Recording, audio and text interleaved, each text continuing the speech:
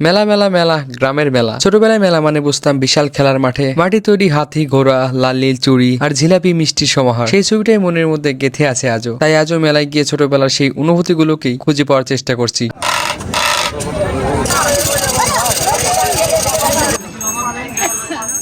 আসসালামু আলাইকুম এভরিওয়ান, আমি সবুজ মাহমুদ চলে আসলাম আবারও গ্রামের আরো একটা মেলার ব্লগ ভিডিও নিয়ে। তো আজ জ্যৈষ্ঠ মাসের প্রথম দিন, আর জ্যৈষ্ঠ মাসের প্রথম দিন উপলক্ষে আমাদের এলাকাতে এক বিশাল বড় মেলার আয়োজন করা হয়। এই মেলাটা কয়েক বছর ধরে নয়, প্রায় মনে হয় 100 বছর থেকে হয়ে আসছে। আমার জন্মের পর থেকে শুনে আসছি প্রত্যেক বছরে জ্যৈষ্ঠ মাসের প্রথম দিনে এখানে মেলা হয়। আর এই মেলাটা মূলত হিন্দুদের মেলা। হিন্দু ধর্ম অবলম্বনকারী লোকেরা এখানে এসে পুজো করে, আবার কি যেন করে, আবার পাঠা কাটে। আর সে কারণে মূলত এখানে এই মেলার আয়োজন করা হয়। আমার বাড়ির কাছে এই মেলাটা হওয়া সত্ত্বেও ছোট থাকতে এই মেলায় আমি 2-1 বার এসেছি। সে কারণে এই মেলাটা কিসের জন্য হয় আপনাদেরকে মেলা করে বলতে পারলাম না। মেলাটা কিসের জন্য হয় সেটা বলতে না পারলেও এই মেলাটা কোথায় হয় সেটা আপনাদেরকে প্রথমেই বলি। আমাদের রাজশাহী জেলা বাগমারা থানা ভবানীগঞ্জ বাজার থেকে 4.5-3 কিলোমিটার গেলে এই মেলাটা আপনারা দেখতে পেয়ে যাবেন। আর এই জায়গার নাম হচ্ছে ঢেকার তলা। আর সেই অনুকরণে এই মেলাটার নাম করা হয়েছে ঢেকার তলার মেলা। আর এই ঢেকার তলার মেলাটা হয় 3 দিন। তো আপনাদের যাদের এই মেলাটা দেখার অনেক ইচ্ছা, তারা এই বছরে না পারলেও পরের বছরে জ্যৈষ্ঠ মাসের প্রথম দিনে আসবেন, আসলেই দেখতে পাবেন। তো মেলাতে তো আমরা প্রায় সকলে যাই, কিন্তু মেলা বলতে আমরা কি বুঝি? তো চলুন মেলা সম্পর্কে আপনাদেরকে একটু ধারণা দিই। মেলা বলতে একটি সামাজিক, ধর্মীয়, বাণিজ্যিক বা অন্যান্য কারণে একটি স্থানে অনেক মানুষ একসাথে একত্রিত হয়, তখন তাকে মেলা বলে। আর মেলা শব্দটি শোনার পরে আমাদের মনে এক আনন্দের অনুভূতি সৃষ্টি হয়। মেলা শব্দের আক্ষরিক অর্থ হলো মিলন, আর মিলন মানেই হচ্ছে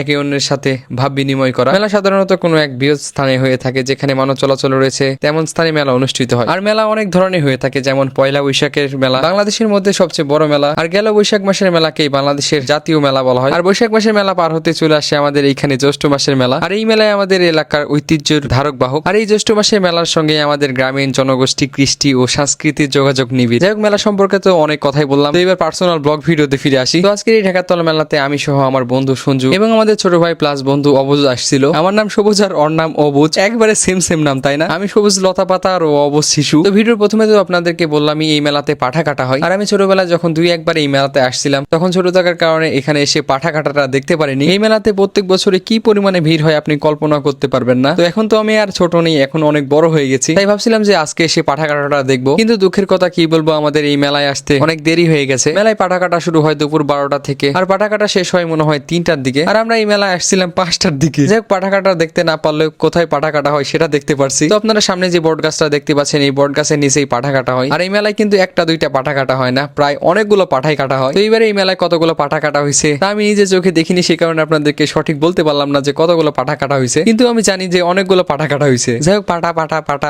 পাঠার কথা নাই বলি। এই পাঠার কথা বলতে বলতে একবারে সবকিছু ঘোলাই ফেলছি। এরপরে এই মেলায় আমরা কি করছি এবং কি খাইছি এবং কোথায় ঘুরছি, এবার আপনাদেরকে সেইগুলো দেখাই। তো মেলায় আসছি, মেলায় এসে যদি একটু জিলাপি না খাই তাহলে তো মেলায় আসার কোনো মজাই পাওয়া যাবে না। তাই তো আমরা প্রথমে চলে আসছিলাম জিলাপির দোকানে এবং এখান থেকে কিছু জিলাপি নিয়ে আমরা খেতে শুরু করে দিই। যাই হোক, এরপরে জিলাপি খাওয়া শেষ হতেই আমরা খেতে চলে গিয়েছিলাম ফুচকা। পার্সোনালি আমার ফুচকা অত বেশি ভালো লাগে না, তারপরে বন্ধু এবং অবস খাইতেছিল, সেই কারণে আমিও তাদের সাথে সামিল হই। যাই হোক, মেলাটা যে কত বড় আপনাদেরকে বলে বোঝানো সম্ভব না। তারপরে মেলার কিছু অংশ আপনাদেরকে দেখাচ্ছি। এমনিতে বুঝতে পারতেছি আজকের এই ভিডিওটা অনেক বড় হয়ে যাবে। যারা এই পর্যন্ত দেখতেছেন আপনাদেরকে অসংখ্য ধন্যবাদ। এরপরে আমরা এই ঢাকার তলা মেলা চলে আসলাম, যেই পাশে কসমেটিকের দোকানগুলো বসছে সেই পাশে, এবং এই পাশে এসে দেখলাম তো পুরো এক সাইডই কসমেটিকের দোকান বসছে। এবং এইখান থেকে আমার ছোট বোনের জন্য 2টা ব্যান্ড নিয়ে নিলাম। আর আমার ছোট বোন আগে থেকে আমাকে বলে রাখছিল আমি যদি মেলায় আসি তাহলে যেন তার জন্য মাটির খেলনা, হাড়ি পাতিল নিয়ে যাই। আমাদের এলাকাতেই হিন্দু ধর্মের ঐতিহ্যবাহী ঢাকার তলা মেলা বাদেও মুসলমানদের জন্য হয়ে থাকে একটি ঐতিহাসিক ইসলামিক মহাসমাবেশ বালানগর কামিল মাদ্রাসায়। তো বালানগর কামিল মাদ্রাসার ইসলামিক মহাসমাবেশের ভিডিওটা আমাদের এমএসএস বয় ফেসবুক পেজে এবং ইউটিউব চ্যানেলে অলরেডি আপনাদেরকে ভিডিও আকারে আপলোড করে দেখিয়েছি। তো সেই ইসলামিক মহাসমাবেশ থেকে আমার বোনের জন্য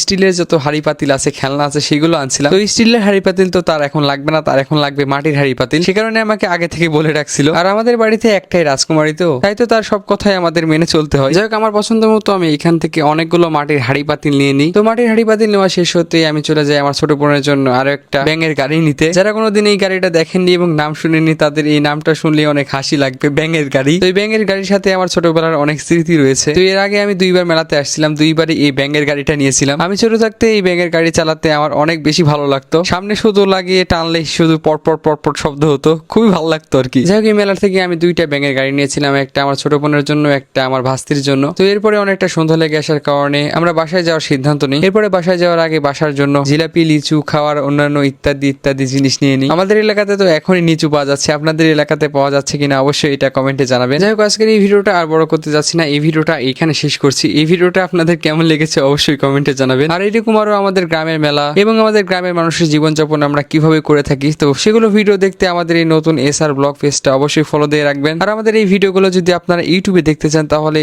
ইউটিউবে গিয়ে এই মেসেজ বয় লিখে সার্চ করলে আমাদের চ্যানেলটা পেয়ে যাবেন, সেইখান থেকে এই ভিডিওগুলো আপনারা দেখতে পারেন। তো ভালো থাকবেন, সুস্থ থাকবেন, আল্লাহ হাফেজ।